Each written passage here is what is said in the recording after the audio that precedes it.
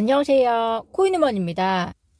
오늘은 2024년 9월 16일 월요일 오전 11시 5분경입니다.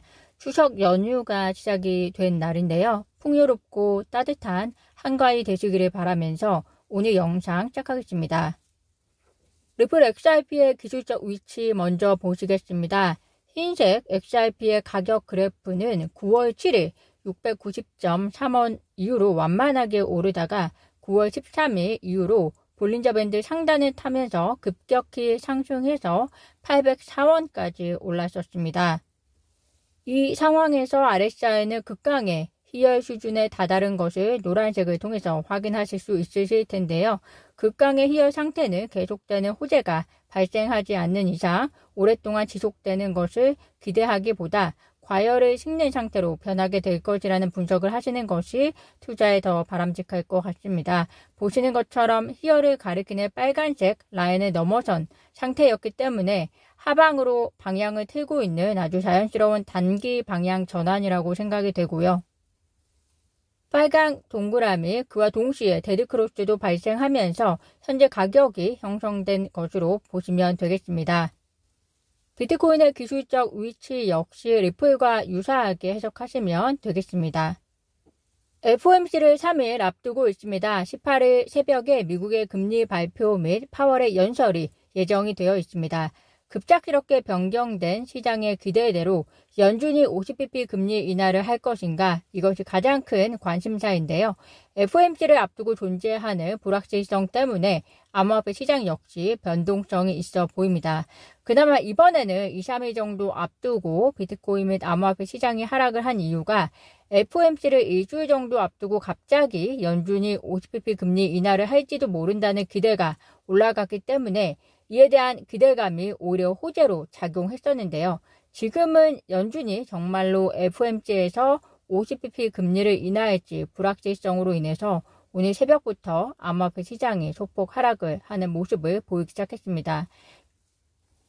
현재 비트코인은 업비트 기준으로 8천만원대에서 7,800만원대까지 내려온 상황이고요.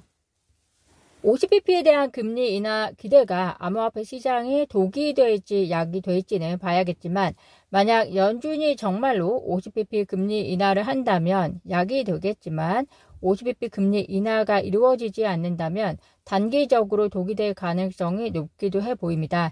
이때는 차라리 25bp 금리 인하에 대한 기대감이 쭉 지속이 되었으면 나았을 뻔했겠다라는 시나리오도 나올 수 있을 것 같은데요. 현재 CME 패치에 의하면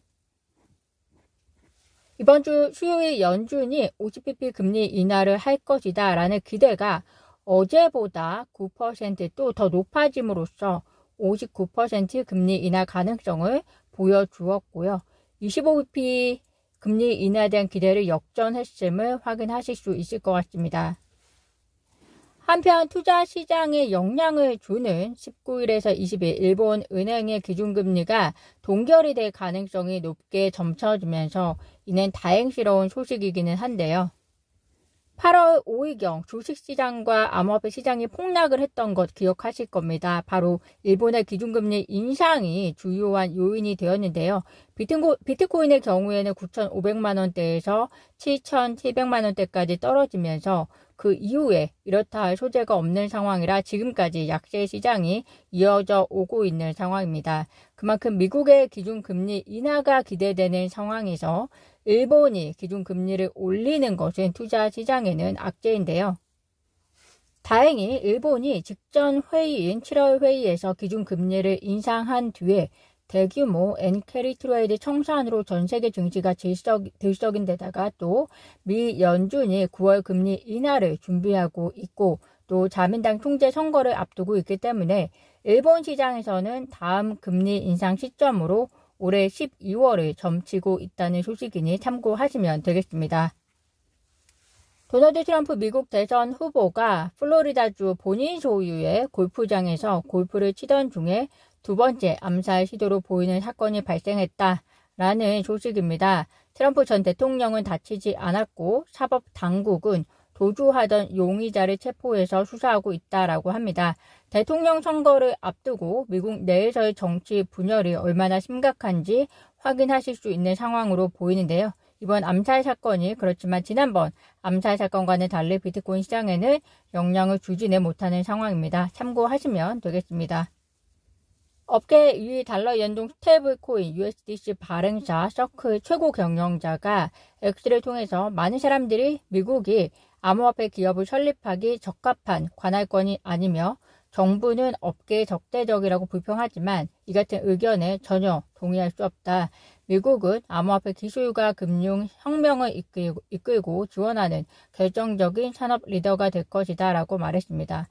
서클 입장에서는 최근 뉴욕으로 본사를 옮기기로 결정을 했고 또 뿐만 아니라 내년에 ICO도 계획을 하고 있기 때문에 앞으로 1, 2년이 중요한 변곡점이 될 가능성이 높고 따라서 미국 사회 또 미국 정치계에 굉장히 좋은 영향력을 발휘해야 되는 순간이기 때문에 이러한 이미지 메이킹을 하고 있는 것이다 라고 보여지는데요.